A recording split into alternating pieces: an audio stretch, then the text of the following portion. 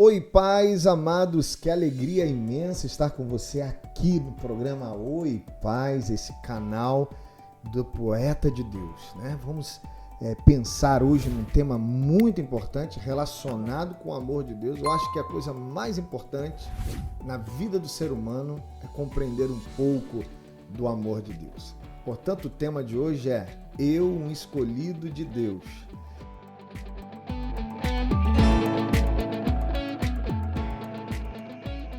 Quando você pensa assim, será que eu sou escolhido de Deus? Será que Deus tem prazer em mim? Como é que está a minha vida diante de Deus? Será que eu vou ser salvo nessa matéria soteriológica, dogmática? Muitas vezes nos preocupa, né? As pessoas ficam pensando assim, será que eu sou um salvo, né? Então essa indagação soteriológica, ela incomoda, ela produz, né, inquietação. Aliás, ela é, sem dúvida alguma, o ponto nevrálgico da vida de qualquer pessoa que para pensar sobre o além-túmulo, né? O além-túmulo. Para onde eu vou? Existe inferno? Existe céu? Essas indagações são muito interessantes. Mas hoje nós vamos pensar um pouco sobre isso, né? Eu mesmo, quando fico pensando sobre a escolha de Deus, por exemplo, Deus escolheu vários discípulos e os discípulos, eles não eram pessoas assim que pudéssemos afirmar como paradigma de versos paragonados, né? Aquele indivíduo que serviria de exemplo para alguma pessoa. Por exemplo, eu não gostaria de ser parecido com Pedro, haja vista que ele era um indivíduo muito colérico, né? Muito menos parecido com Judas. Então, Deus escolhe pessoas e essas pessoas, muitas vezes, elas não são o modelo exato, o paradigma exato para outras pessoas. E um texto bíblico muito interessante sobre esta temática se encontra na Epístola de Pedro, quando ele, pensando na sua segunda epístola sobre esta questão, o apóstolo Pedro, ele vai dizer o seguinte, olha que coisa interessantíssima. Ele diz aqui no versículo de número 10 da segunda epístola dele. 2 Pedro, aliás, capítulo 1, versículo de número 10. Diz assim, portanto, irmãos, procurai fazer cada vez mais firme a vossa vocação e eleição, porque fazendo isto, nunca jamais tropeçareis. Duas coisas aqui interessantes são trazidas à baila. Primeira, vocação. Segunda, eleição. A vocação é uma palavra que no latim vem de vocare, voz. Me recordo que quando eu estudei pedagogia, na pedagogia nós tínhamos lá uma cadeira que estudava a seleção de vocacionados. E aí o aluno fazia um teste, né, para ver se de fato ele tinha vocação para ser advogado, vocação para ser dentista, vocação para ser médico, qual seria a vocação dele. E o texto bíblico fala, né, que a vocação traz a reboque a eleição. Mas existem pessoas que afirmam a doutrina da predestinação. E muitos dizem assim, bom, eu sou um predestinado, portanto, tudo que eu vier a fazer não é importante, porque eu já fui apontado por Deus, encetado por Deus para a salvação. Então, se eu vier a transgredir a lei de Deus, isso não implicará em perda de salvação. De modo que muitas questões gravitam em torno da soteriologia, e é o que nós gostaríamos de tratar com você. Bom, a predestinação existe? Quero trazer aqui uma reflexão rápida sobre um homem chamado Lombroso, Cesare Lombroso. Na área de criminologia, Cesare Lombroso, ele trouxe o positivismo. Eu acredito que Cesare Lombroso, ele foi influenciado por essa doutrina da predestinação. Haja vista que ela surge mais ou menos no século XVI, a partir de Martim Lutero, Calvino, né? Martim Lutero 1517, depois Calvino. Esses homens foram defensores ávidos da doutrina da predestinação, do predeterminismo. E isto lastreou o pensamento doutrinário, né, da predestinação. Bom, Lombroso, já no século XIX, ele trouxe como criminólogo uma ideia, ele era psiquiatra, né? Uma ideia de que seria possível, pela aparência, pelo fenótipo, pela aparência física de um determinado criminoso, saber que ele é criminoso, obviamente por esta aparência. Ele desenvolveu um trabalho científico sobre a aparência do criminoso, o biotipo do criminoso, o fenótipo do criminoso. E César Lombroso começou a estudar vários indivíduos que eram autores de crimes nas mais diversas esferas criminais, e ele chegou à seguinte conclusão, que o criminoso ele tinha o queixo projetado, orelha jabano, né? Características, diríamos assim, físicas, que denotariam que ele teria nascido já com este perfil criminoso. Depois de Lombroso e sua escola positivista, outras teorias surgiram e concluíram o seguinte, que uma pessoa não nasce criminosa, a pessoa se torna criminosa e o crime seria multifatorial. O que é multifatorial? É algo que envolve um plexo, né, de fatores, fator econômico, social, né, por que não dizer de organização da própria cidade, um fator, né, também, diríamos assim, de traumas psicológicos, de privação de bens, os bens mais elementares.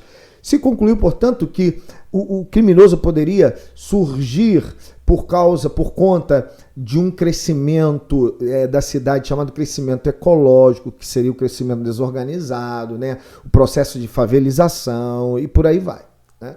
Mas sabe-se que o crime não é só um processo de crescimento ecológico, porque se assim fora, nós não teríamos o chamado crime de colarinho branco. O que eu quero dizer com isso? Que na esfera criminal, a tese lombrosiana caiu por terra. Porque novos teóricos foram surgindo dizendo, olha, o indivíduo não nasce criminoso. Assim como poderíamos afirmar teologicamente que uma pessoa não nasce condenada ao inferno, como a predestinação quer afirmar. E uma pessoa não nasce, diríamos assim, chancelada para viver uma vida eterna com Deus, porque ela foi, de alguma maneira, apontada para ser salvo. Então, este processo de salvação é demonstrado pela palavra de Deus. Por exemplo, o apóstolo Paulo, ele vai afirmar na epístola paulina, no capítulo de número 6, versículo de número 11, ele traz uma lista, um elenco de pecadores, dos mais variados, devassos, idólatras, adúlteros, efeminados, sodomitas, ladrões, avarentos, bêbados, maldizentes, roubadores.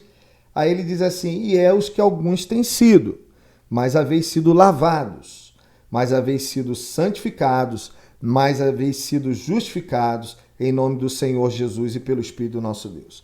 O apóstolo Paulo, portanto, quer demonstrar o seguinte, que não existe essa predeterminação de que alguém nasceu roubador, vai morrer roubador, nasceu adulto, vai morrer adúltero, nasceu com uma tendência a determinado pecado e morrerá fadado ao fracasso e chafurdado naquele determinado pecado. Se assim fosse, nós teríamos um problema teológico gravíssimo. Qual seria o problema teológico gravíssimo? A impiedade de Deus. Uma coisa é pensar que Deus seria um ser impiedoso. E isso contraria, obviamente, o que está escrito no versículo áureo, que todo evangélico, todo cristão, todo católico deveria conhecer de cor. Porque Deus amou o mundo de tal maneira que deu o seu Filho unigênito para que todo aquele que nele crê não pereça, mas tenha a vida eterna. E este versículo, combinado, somado a 1 Timóteo 2,4, que diz assim, que Deus declara, né? O apóstolo Paulo traz a declaração divinal. Ele diz assim, que quer que todos os homens se salvem e venham ao conhecimento da verdade, porque há um só Deus e um só mediador entre Deus e os homens, Jesus Cristo, o homem. Então, qual é o querer de Deus? Eu costumo dizer que a salvação é um encontro intervolente entre a vontade de Deus de me salvar e a minha vontade de querer ser salvo. Então o texto bíblico aqui já salientado diz assim, que quer que todos os homens se salvem. Então vale indagar, qual é a vontade de Deus? A salvação do homem. Ele quer que todos se salvem. Não um grupo pré-determinado de predestinados. Não, ele quer que todos se salvem. Maravilha pensar que este Deus é maravilhoso a este ponto de querer a salvação de todas as pessoas.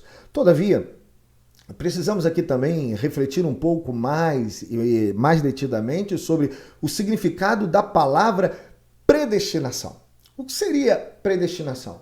Predestinação, quando você pega aqui na epístola de Pedro, olha que interessante, né? Pedro falando sobre predestinação, no capítulo 1, né? Nós temos aqui o apóstolo Pedro fazendo um desenho sobre predestinação. Eu faço questão de ler para você. Ele fala que o Senhor nos predestinou, está na segunda epístola, nos predestinou, né, para a salvação.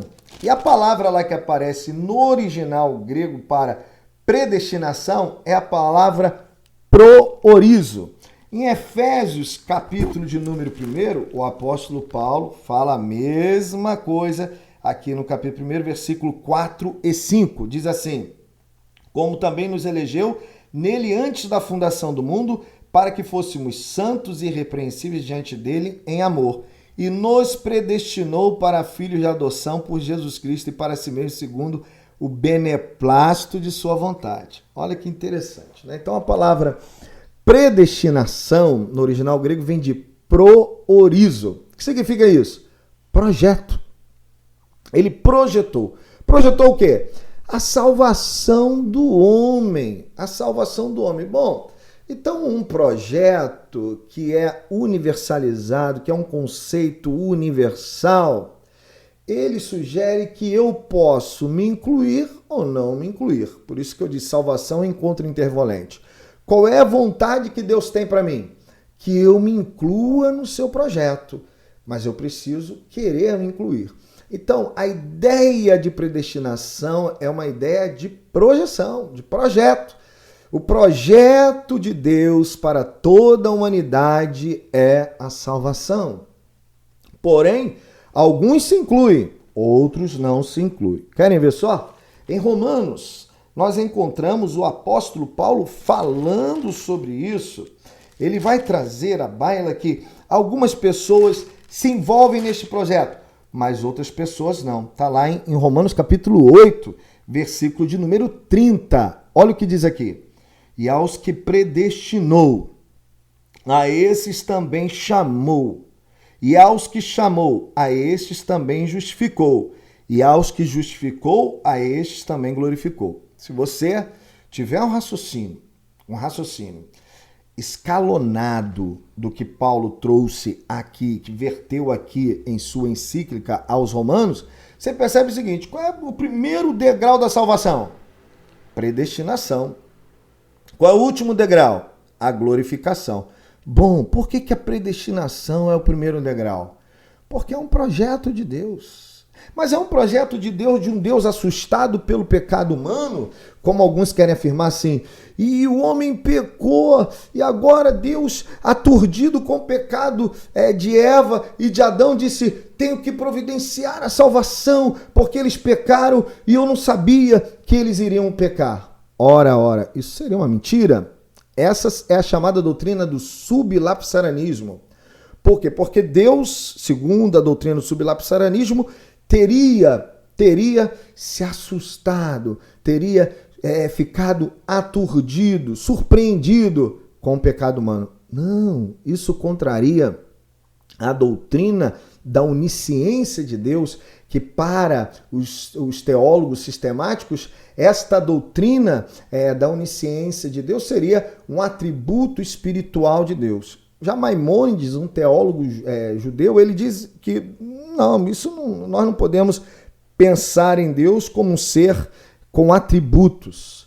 Por quê? Porque o homem não tem a qualificação de atribuir a Deus qualquer que seja coisa. Concordo com Maimônides. Então, se nós não podemos falar que Deus tem atributos, porque o homem não está habilitado a atribuir nada a Deus, podemos falar então em notabilidades. O que seria notabilidade? Bom, eu consigo perceber em Deus que ele é um ser amoroso. Não sou eu que estou atribuindo, mas eu percebo por tudo que ele faz por mim, pela vida que ele me deu, o ar que eu respiro, pela manutenção da minha própria vida e mantença do meu estado de ser humano, isso prova o amor de Deus, tanto na sua criação, origem, como na sua manutenção ou mantença. Obviamente. Agora, a pergunta é, será que Deus seria um ser onisciente apenas no que tange no aspecto objetivo? Ou seja, Deus conhece a relação do homem com o mundo factual, o mundo dos fatos? Deus seria aquele indivíduo que tem uma onisciência objetiva, ele conhece os fatos, as coisas, os acontecimentos. Ou será que Deus tem uma onisciência subjetiva? Ele penetra, o seu olhar penetra o íntimo humano e ele é capaz de perceber que o ser humano está dotado, e dotado por ele mesmo, pelo próprio Deus, de uma vontade própria e uma capacidade própria de escolha. Não é? Do homem pode escolher entre ser salvo e não ser salvo. Muito que bem, a Bíblia fala que Deus conhece o nosso íntimo, conhece os nossos rins, conhece o nosso coração. Ele consegue ver o que está dentro de nós. De modo que a onisciência de Deus não está limitada ao aspecto objetivo. A onisciência de Deus vai além disso. Ela conhece o íntimo, a alma, o âmago do ser humano. Amém?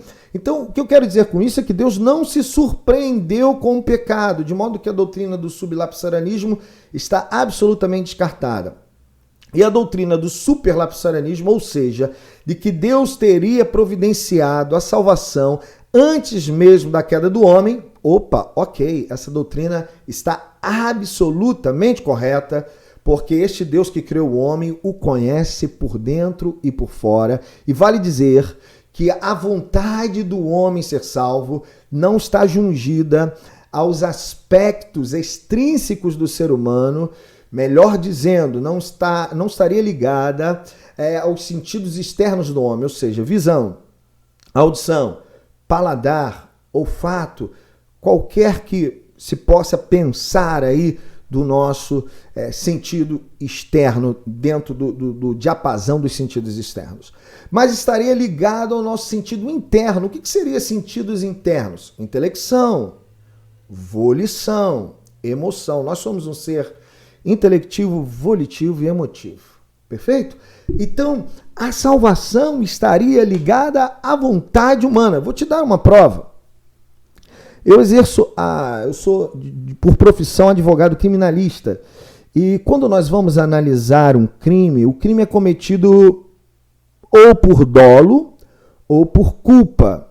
Não existe crime se não for cometido por dolo, ou seja, a intenção de cometer aquele determinado ato criminoso, ou culpa, que se dá por uma negligência, né? Se dá por uma imperícia, né? Quando o indivíduo ele comete uma falha no cuidado, né? E aí, por falhar no cuidado, ele comete um crime culposo.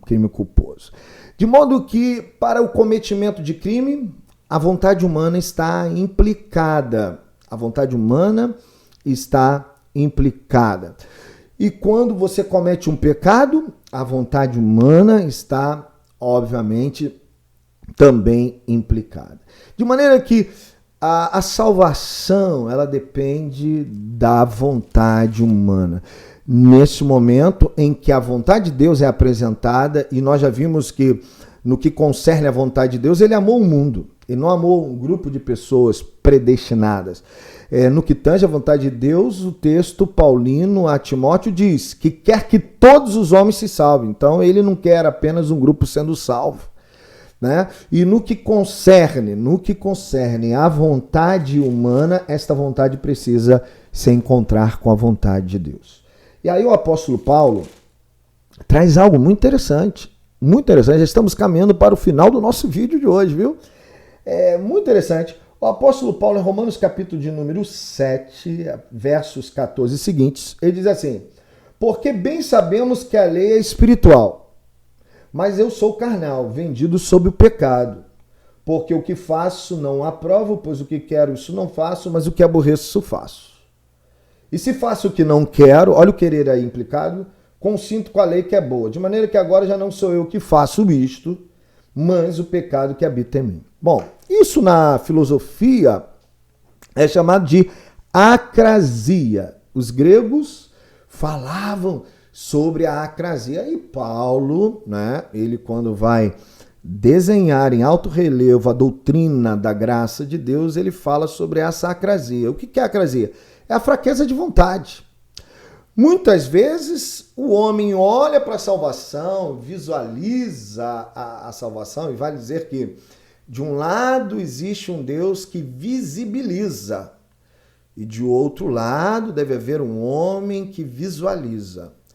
O fato é que a salvação está posta.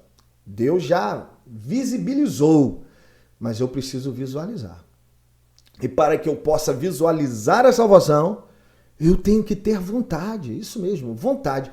Mas às vezes a vontade do homem ela é fraca, ela é frágil, ela é sem potência, né? A potência que leva ao ato, né? Então precisa ser potente a vontade para que o ato aconteça, se é que você pode perceber o que eu estou a dizer. Então veja você que o primeiro degrau da salvação é a predestinação. Mas ela não é uma imposição, porque Deus não é tirano. Ela não é uma imposição. Eu não nasci criminoso e fadado à derrota do meu pecado. Não. Eu não nasci predestinado à perdição. Ai, meu Deus, eu já nasci perdido. Não há que se possa fazer. Não há que se possa fazer, porque já nasci perdido. Não. A salvação, ela existe para todo aquele que crê. E o crer é um sentido interno. É um sentido interno. Como dizia, não é um sentido externo. É um sentido interno. Você precisa crer dentro de você que o Senhor Jesus Cristo é o teu Salvador e caminhar conforme esta verdade. Finalizo lembrando-me do teólogo Agostinho. Teólogo Agostinho, ele escreveu 3 livros muito interessantes, dentre outros. Mas os livros que estão ligados à experiência dele de conversão se dividem em 3 tomos.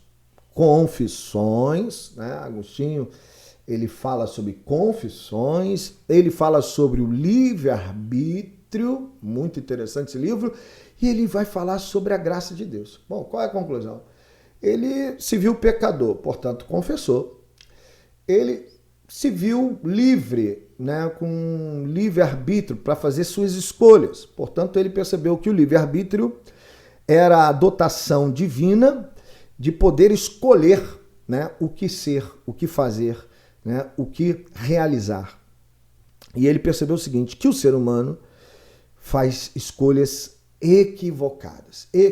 E para esta doença da equivocidade, ou seja, das escolhas equivocadas, ele apresentou remédio. Qual o remédio? A graça de Deus. E aí eu me reporto ao que o apóstolo Paulo escreveu. Ele disse assim, olha, onde abundou o pecado, superabundou a graça. Você que se sente o pior pecador de todos os homens, se agarre na graça de Deus. Seja sensível à voz do Espírito Santo. E vale dizer que quando a palavra de Deus fala do Espírito Santo, o chama de pneuma. Mas o que é pneuma? Pneuma vem do vocábulo grego pneu. Pneu é espírito. Mas o que seria pneuma? Essa partícula ma, né, sufixal, significa movimento. Então, pneuma é o espírito que está sempre em movimento. O Espírito de Deus se move em busca da sua vida, querido.